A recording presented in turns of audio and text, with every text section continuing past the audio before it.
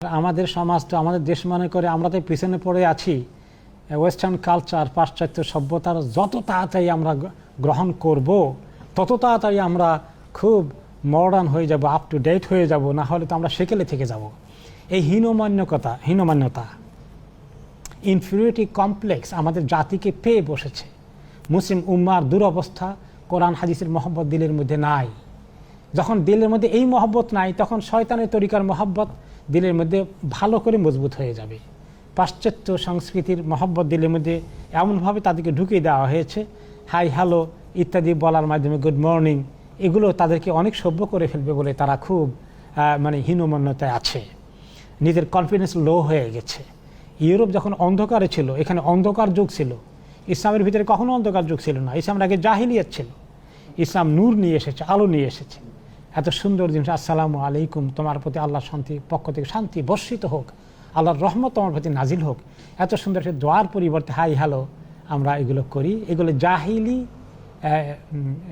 Salute, এগুলা জাহিলি সালাম, এগুলা ঠিক নয়। আরব দেশে এটা ছিল। তারা বলতো এম সাবাহান, তোমাদের সকালটা শুভ হোক, যেটাকে এখন শুভ সকাল, গুড মর্নিং এভাবে বলা হয়।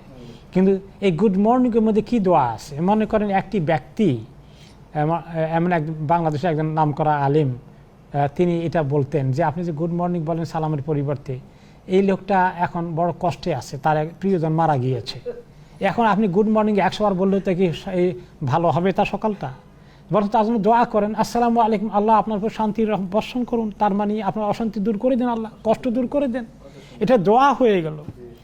এবং সে আপনাকে যখন দোয়া করলো, পাল্টা ওয়া আলাইকুম আসসালাম, আপনি কত দোয়া পেলেন।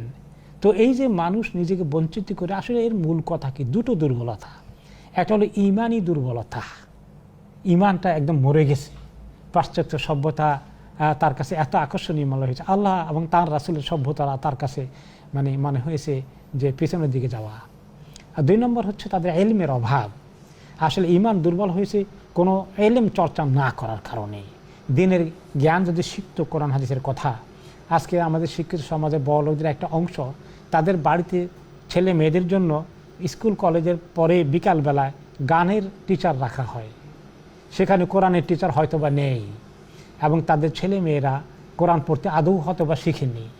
আর কেউ কেউ ছোটকালে শিখিয়েছে, তা এখন ভুলে গিয়েছে। একদিন এমন অবস্থা হবে, তাদের ছেলে মেয়েরা তাদের পিতামাতাকে পরবর্তী পর্যায়ে কবর দিয়ে কী দোয়া করতে হবে বলে তা তো জানি নেই। একজন ইমামকে ডেকে আমরা হায়ার করে নিয়ে আসো, এই লাইনেই যাবে।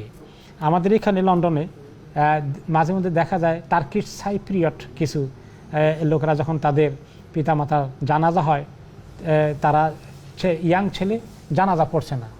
যে জিজ্ঞেস করা হলে তুমি জানাজা পড়ো না কেন? কী পড়তে হয় তা তো আমি জানি না। এখন সেই বেকুবের মতো আমরা দাঁড়িয়ে থেকে অমুকের চেহারা দিকে তাকাবে, অমুকের চেহারা দিকে তাকাবে। এই দেশে আবার এগুলো করে না। তারা স্ট্রেট ফরওয়ার্ড, যেটা জানে সেটা করবে, যেটা জানে না why will be doing something funny, তাই না? তারা এই জন্য আমি জানি না কি করব। তো আমাদের দেশের শিক্ষিত সমাজের একটি অংশ যারা দিনকে সেকেলে মনে করেছে, আনফর্চুনেটলি যা কিছু সামান্য দিন আছে এটা উঠিয়ে দেওয়া পরিকল্পনা চলছে। পাঠ্য বই থেকে ইসলামের যা কিছু আছে, স্মৃতি, শেষ স্মৃতি, কোনো জায়গায় কোনো সাহাবীর কথা থাকে, নবীর জিন্দেগি থাকে, বাদশাহ আলমগীরের ওস্তাদকে সম্মান করেছে, এই যে কিছু ইসলামিক কাহিনী আছে, এগুলোকে উঠিয়ে দিয়ে পরিপূর্ণ অনইসলামিক শিক্ষা ব্যবস্থা করার পরিকল্পনা করা হচ্ছে। এইভাবে করে আমাদের লোকেরা এখন যে অবস্থা আমরা দেখতে পাচ্ছি, আগামী জেনারেশন কি নিয়ে যে আসবে, কি যে করবে, কোথায় তারা দাঁড়াবে, শুধু সালাম থেকে দূরে থাকা নয়, ইসলাম থেকে দূরে আমাদের জাতি রওনা হয়ে গেছে। আল্লাহ তাআলা আমাদের এই জাতিকে ইসলামের দিকে ফেরত আনার তৌফিক দান করুন।